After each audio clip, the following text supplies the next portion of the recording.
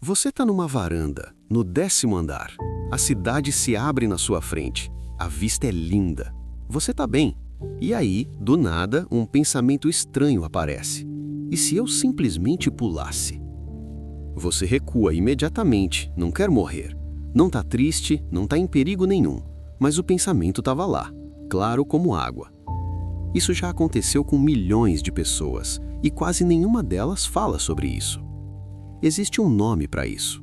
Os psicólogos chamam de o chamado do vazio, ou em francês, l'appel du vide. E antes que você comece a se preocupar com você mesmo ou com alguém que você ama, deixa eu te dizer uma coisa importante. Isso não é sinal de doença mental. Não é um desejo de morte. Na maioria dos casos, não chega nem perto disso. Mas é uma das coisas mais estranhas e perturbadoras que a mente humana faz. E a ciência está apenas começando a entender por que acontece. Hoje, a gente vai desmontar isso tudo. Pensa na última vez que você ficou na beira de algo alto. Um penhasco, um telhado, uma ponte, talvez um prédio alto. Geralmente acontecem duas coisas. Primeiro, você sente a altura, aquela sensação de estômago caindo, quase física da gravidade. Mas às vezes tem uma segunda coisa, um pensamento. Não um plano, não um desejo, só um pensamento. E se eu simplesmente pulasse daqui? Para algumas pessoas, isso é aterrorizante, porque elas assumem na hora que significa algo muito sombrio. Elas pensam, será que sou suicida? Será que tenho algum instinto de morte enterrado dentro de mim? Devo me preocupar? E a resposta para a grande maioria das pessoas é não, mas isso não torna a experiência menos confusa. A parte complicada é que esse sentimento fica nesse estranho meio-campo, entre curiosidade e medo, entre controle e caos, e não vem com uma etiqueta explicando o que é. Então as pessoas guardam para si, se afastam da beira, balançam a cabeça e nunca mais tocam no assunto. Só que tem uma coisa. Pesquisas indicam que essa experiência é extremamente comum.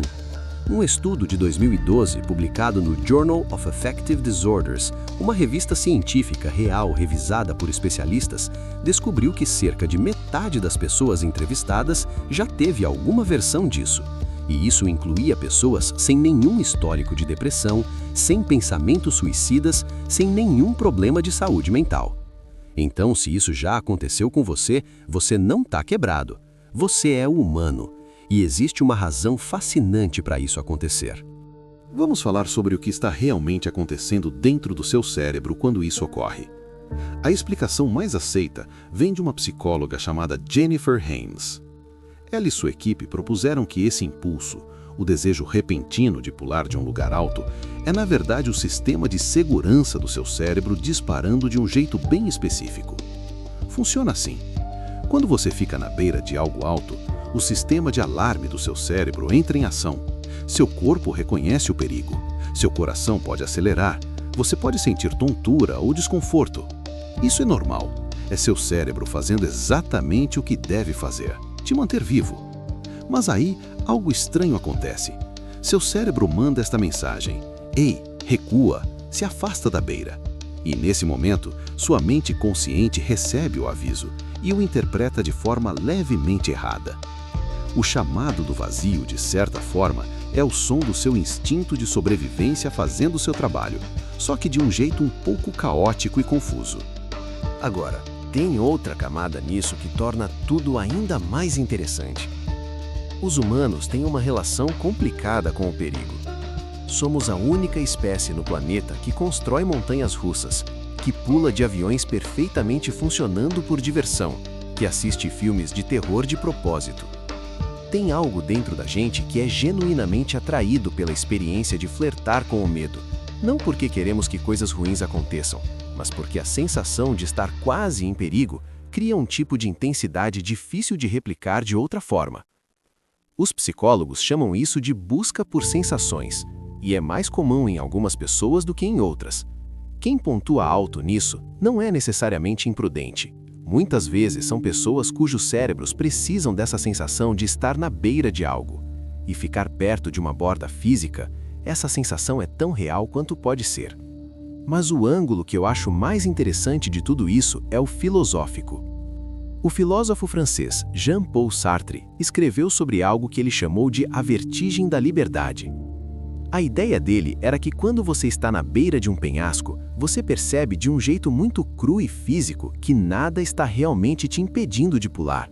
Nenhuma barreira física, nenhuma força externa, só a sua própria escolha. E essa percepção de que você é completamente livre, de que a única coisa entre você e uma decisão catastrófica é a sua própria vontade, pode ser genuinamente vertiginosa. Não porque quer cair, mas porque você sente de repente todo o peso da sua própria liberdade. O fato de que você poderia é quase tão avassalador quanto se você tivesse.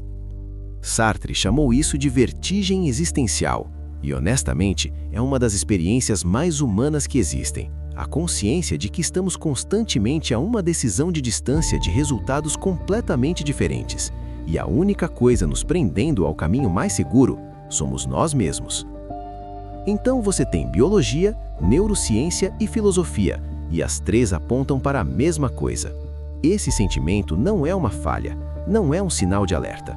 É algo profundamente enraizado no que significa ser uma criatura consciente, viva e consciente de si mesma. Agora, tem uma distinção importante que preciso fazer aqui. Existe uma diferença entre o chamado do vazio, esse pensamento intrusivo, automático e passageiro, e algo mais sério. Se você está em um lugar alto e sente que é atraído para pular, não apenas brevemente consciente da opção, mas puxado em direção a ela, se você se pega fazendo planos ou se esses pensamentos estão conectados a sentimentos reais de desesperança ou de não querer continuar aqui, isso é diferente. Isso merece atenção e cuidado. Por favor, fale com alguém de confiança ou procure um profissional de saúde mental. Mas para a maioria das pessoas lendo isso, não é isso que o chamado do vazio é. É um flash, um lampejo, um pensamento que vem e vai antes mesmo de você registrar completamente. E entender o que é pode tirar muito do medo que vem junto com ele. Aqui está a coisa que continua voltando na minha cabeça. Vivemos num mundo onde muitas experiências mentais estranhas e desconfortáveis estão envoltas em vergonha. As pessoas não falam sobre os pensamentos esquisitos que têm, não trazem à tona as imagens intrusivas, os impulsos sombrios repentinos, as coisas que o cérebro gera às 2 da manhã e que não fazem nenhum sentido lógico. Elas carregam tudo isso sozinhas, convencidas de que são as únicas. E o chamado do vazio é um exemplo perfeito disso. As pessoas sentem, não falam nada, assumem o pior sobre si mesmas e passam o resto da vida com essa ansiedade de fundo de baixa intensidade. Por que eu senti isso? O que isso diz sobre mim? E a resposta é: provavelmente significa que seu cérebro é saudável, seus instintos de sobrevivência são fortes, e você é um ser consciente confrontando a realidade plena da sua própria existência. Tem algo quase bonito nisso quando você olha com clareza. Seu cérebro, em uma fração de segundo, percorre o cenário mais extremo possível e então o rejeita. Tudo sem você decidir conscientemente fazer isso. Ele gera o pensamento e gera o horror diante do pensamento, ao mesmo tempo porque está tentando te proteger. Você não escolheu pensar em pular e definitivamente escolheu não pular. E de alguma forma, as duas coisas aconteceram ao mesmo tempo, em menos tempo do que piscar. Isso não é assustador. Isso é incrível. O cérebro humano faz milhares desses microcálculos todo dia, antecipando ameaças, modelando possibilidades, rodando simulações, e na maioria das vezes a gente nunca percebe. O chamado do vazio é apenas um desses cálculos chegando à superfície, se tornando visível por um momento, antes de desaparecer de novo. É sua mente fazendo o seu trabalho, em voz alta. Então, vamos juntar tudo isso. O chamado do vazio, esse impulso repentino de pular de um lugar alto mesmo quando você não tem nenhum desejo de morrer, é real, é comum e tem um nome. Acontece com cerca de metade das pessoas em algum momento da vida. Não é sinal de doença mental, não é um desejo de morte escondido. Pesquisas mostram que as pessoas que o experimentam com mais intensidade tendem a ter instintos de sobrevivência mais fortes, não mais fracos.